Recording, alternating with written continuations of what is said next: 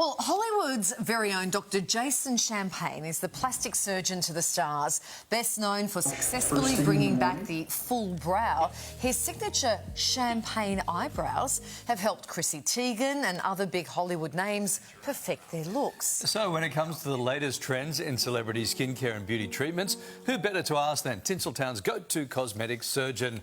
Dr. Jason Champagne joins us now live out of LA. Welcome to the show. Nice to see you. Nice to see you guys. Now, for those who haven't heard of your champagne eyebrow procedure before, just explain to us how it works. So I've been doing this procedure for many years, and it's become extremely popular, more so now than ever. What I do is I borrow hair, typically from the back of the scalp, and transplant it one by one follicle into the eyebrows into a very natural pattern. So if you can see there in the videos, I draw in the brow to the patient's facial shape, you know, balancing the eyes and the nose, and then we go ahead and transplant those follicles into the brows, and it's a permanent result. Patients love it. It gives you a more youthful look and those fuller, natural brows that patients are looking for. God, there's no end to the technological advances, is there? Eyebrows aside, we see a lot of big names spruiking skincare and facial procedures. It's a little bit hard to keep up. What are the popular requests currently coming your way? Right now, I'm seeing a lot more requests for customized facial implants. For patients who have asymmetries, let's say in the jaw, maybe one side is a little higher than the other naturally, or even for patients who have what they consider weaker chins on profile photos, or maybe weak jaw angles. And so what I do is I take a 3D CT scan of the skull, and I design a customized implant to improve those features that are lacking specifically for that individual patient. So these implants fit that patient perfectly, but they won't fit anyone else. And what I can do is I can widen the jaw angles, or I can make a sharper jaw angle. I can project the chin depending on that patient's facial features and balance it with the rest of the face. Wow. So it's become a very popular procedure because it's, again, a newer technology, and it's really amazing what we can do nowadays. Can you do it like, so for instance, if I came in, walked in there looking like this and walked out looking like Brad Pitt, would Kylie notice, or are they subtle changes? So my goal in my conversation, what I'm known for is a natural look. It looks like you, but an enhanced you in a good way. So we're not trying to change anyone to look like someone else. That's never my goal. And that's my conversation with my patients. And, you know, make sure that we're on the same page, that what we're trying to do is we're enhancing features that still look like you, but are improvements. OK, if we don't want to go down the 3D surgical route, there are some non-surgical procedures that are common. What can they involve? What's new and exciting in that space?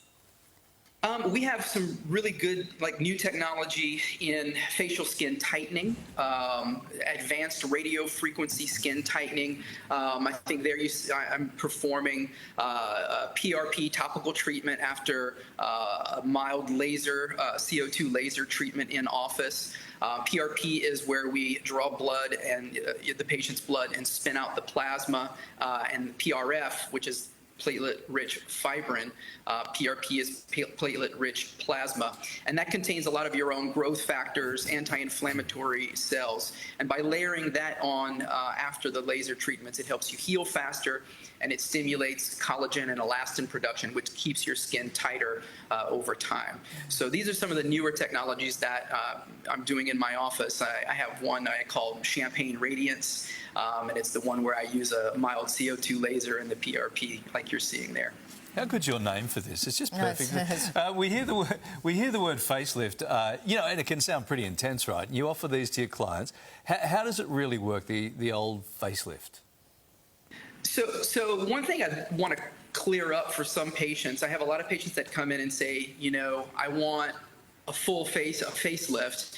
Well, to a facial plastic surgeon like myself, a facelift means lifting and improving that part of the face from the cheekbones down to the lower border of the mandible or the jawline here.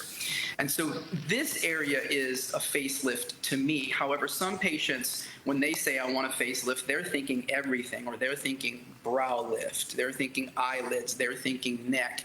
And so we divide it up into different procedures. Now, I do have a technique called Champagne Full Facial Rejuvenation. And what that is where I incorporate multiple procedures all at once under general anesthesia to enhance or rejuvenate a patient's face depending on their specific requirements. So some patients may benefit from a brow lift, which lifts the eyebrows up and out. That can, as they droop over time.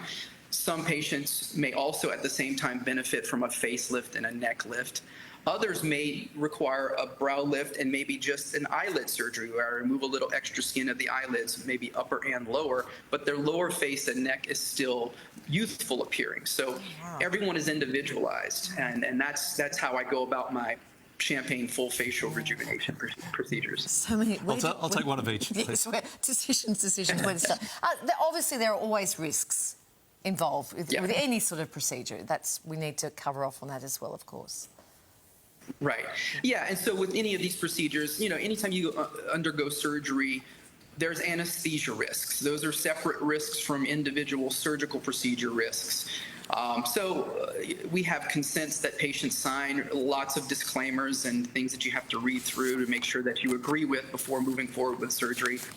Surgical procedures have their own risks, specifically for most procedures, bleeding, pain, infection, scarring, things like that. But in expert hands, and I would say patients, do your research. Make sure you find a surgeon who has a lot of experience and that you've seen a lot of their results.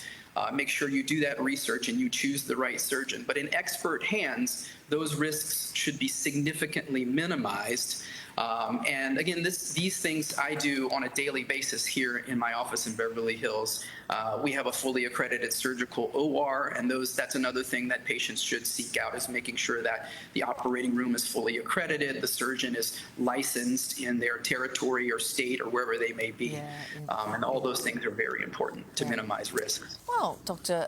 Champagne, it's been, I was going to say eye-opening, but you're like really what saggy old eye-opening. Thank you so much, Doc.